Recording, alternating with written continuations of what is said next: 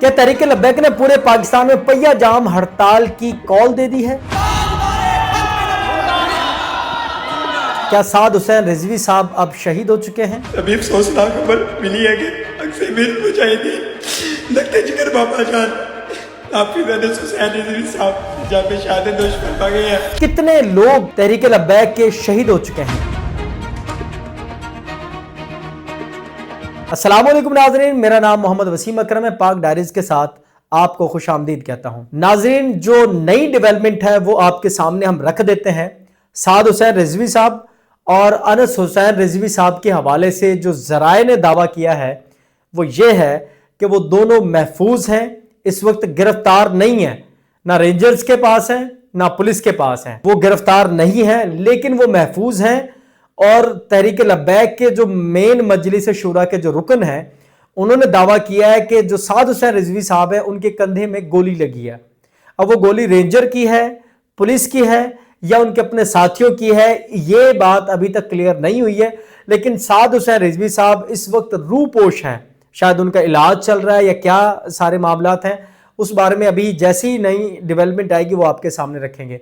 अनस हुसैन रिजवी साहब वो भी इस वक्त जख्मी हैं और उनको अभी कोई गोली लगने की कोई इत्तलात नहीं है, लेकिन वो जख्मी है, बहुत ज्यादा उनकी तबीयत नासाज है और वो भी साद हुसैन रिजवी साहब के साथ ही रूपोश है। उसके अलावा जो तीसरी जो बड़ी डेवलपमेंट है वो आपके सामने रख दें कि पूरे पाकिस्तान में जो पहिया जाम हड़ताल की जो कॉल दी थी तहरीक लब्बैक ने, वो कॉल तहरीक लब्बैक ने वापस ले ली है। तहरीक लब्बैक के जो बलूचिस्तान के अमीर हैं मुफ्ती वजीर खान साहब, उन्होंने अभी ऐलान किया है, उन्होंने कहा है कि कराची, पंजाब, KPK, सिंध, बलूचिस्तान, जहां जहां से भी कारकुनान ने जिन जिन रास्तों को रोका था, मोटरवेज को रोका, M2, M3, M11, Sialkot motorway, जितने भी रास्ते बंद किए, जितने भी मोटरवेज बंद किए, वो तमाम मोटरवेज खोल दें। और उन्होंने एक और भी बात की है मुफ्ती वजीर खान साहब ने, उनका कहना था कि अगला लाए अमल हम जुम्मे को 17 अक्टूबर को दाता साहब पर जुम्मा पढ़ने के बाद अगले लाए अमल का ऐलान करेंगे। इस वक्त तहरीक लब्बैक का कहना यह था कि तहरीक लब्बैक इस वक्त बहुत ज्यादा जख्मी है, तहरीक लब्बैक को बहुत ज्यादा डैमेज किया गया है, बहुत ज्यादा नुकसान पहुंचाया गया है और सैकड़ों की तादाद में तहरीक लब्बैक के जो कारकुनान हैं वो शहीद हो चुके हैं।